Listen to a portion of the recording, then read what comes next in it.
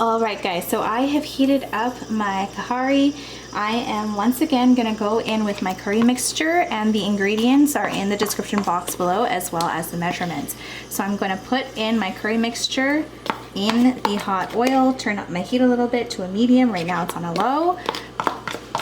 And today what I am making is chicken curry wings. Chicken curry wings. Now, I am obsessed with wings, if you know me, and I'm also obsessed with curry. I know that I have a video with deep fried curried wings. Now I'm actually making chicken curry, like you would actually make a legit curry, but with the wing of the chicken instead of like the other pieces of the chicken, because that's just how much I'm obsessed with chicken. Chicken wings, to be specific. So I'm gonna go ahead, add my curry paste to the oil to chunky it. Gonna grab my what's this thing called again? I don't know why it's slipping from my mind right now. My pot holder. Gonna grab my pot holder and just mix my curry mixture around inside of the pot. I'm gonna add in my celery.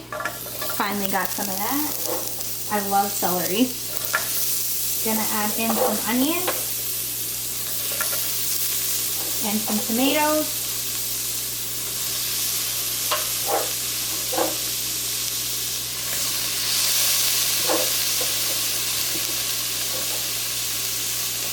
I did forget to cut up a pepper, so I'm gonna do that now.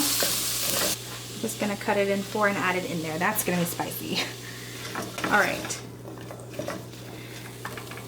At this point, I'm gonna go ahead and fill a cup with hot water. 1 cup of hot water. I'm not gonna put all in at once. I'm just gonna put a little bit in right now. Turn my heat up to a medium.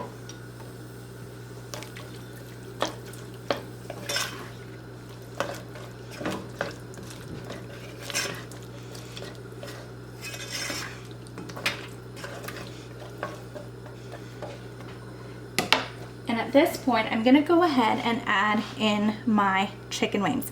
Now I've seasoned my chicken wings with a whole lot of stuff that I like, from garlic powder to onion powder to MSG, chili powder. I have some chicken wing seasoning, Caribbean spice and roasted garlic seasoning, salt, green seasoning, and blended up garlic, onion, and pepper. All of the ingredients will be in the description box below. I do not have the measurements for my chicken wings because this is the first time I'm ever creating this concoction, so I didn't measure anything out, but I just added it to taste, so you can go ahead and do the same. I'm gonna lower my chicken wings in to my curry.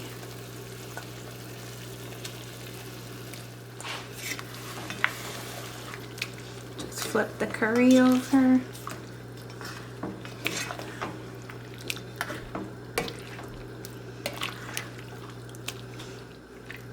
So I'm gonna go ahead and cover my lid.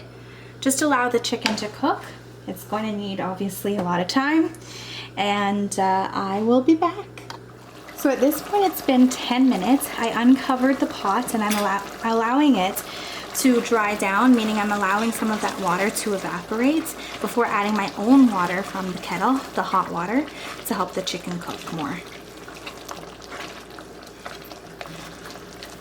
Alright, so like I said, I left it uncovered. I left it uncovered for about 5 minutes.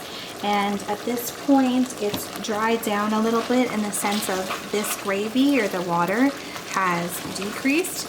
So what I'm going to do now is I'm going to add 1 cup of hot water from my kettle to help the chicken cook, and I'm going to cover my pot again.